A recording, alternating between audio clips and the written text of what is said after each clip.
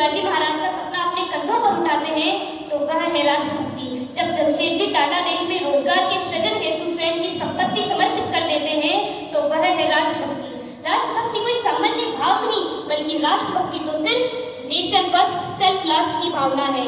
राष्ट्रभक्ति तो सिर्फ नेशन फर्स्ट सेल्फ लास्ट की भावना है, क्योंकि मैं उस देश की नागरिक हूँ जिसके होठों पर गंगा और हाथों में तिरंगा है। मैं उस देश की नागरिक हूँ जो कभी सत्यम शिवम सुंदरम और कभी वंदे मातरम है, जो कभी पंजाब सिंध गुजरात मराठा द्रविड़ उत्कल बंगा है।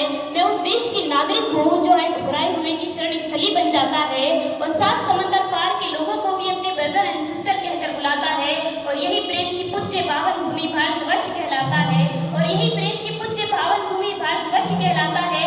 और इसी देशभक्ति का परिचय देते हुए तथा 200 सालों से चली आ रही अंग्रेजी दास्ता से देश को स्वतंत्र कराने के लिए हमारे देश के वीर नायकों महात्मा गांधी, सुभाष चंद्र बोस, सरदार वल्लभ भाई पटेल, मंगल पांडे, राजगुरु, सुखदेव, वीर नायकों ने अपने प्राणों की आहुति दे दी।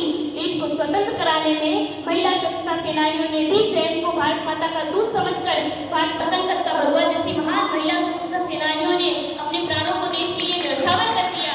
मां कस्तूरबा ने भी सत्याग्रह के कठिन पथ पर राष्ट्रपिता महात्मा गांधी के साथ कदम से कदम मिलाया। महारानी लक्ष्मीबाई, महारानी तेजस्वती, बहन सत्यवती, प्रतिलिपि वद्यदार, दुर्गा जी, कुमारी देवंती सिंगनी, सरोजनी नायडू, रमा देवी, अरुणा असफअली जैसी महान स्वतंत्रता सेनानियों ने भारतीय महिलाओं की आने वाली पीढ़ी के लिए एक आदर्श स्थापित किए जिससे वह राष्ट्र सेवा और लोक सेवा कर सके।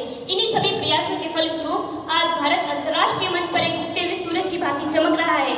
आज भारत की महिलाएं ऐसे अकल्पनीय क्षेत्रों में कार्य कर पा रही है, चाहे फिर वह गार्गी, मैत्री, सावित्रीबाई फुले हो, चाहे फिर वह मनु भाकर, नीरज चोपड़ा और महिलाएं हो। आज भारत क्रिकेट में विश्व कप जीतने से लेकर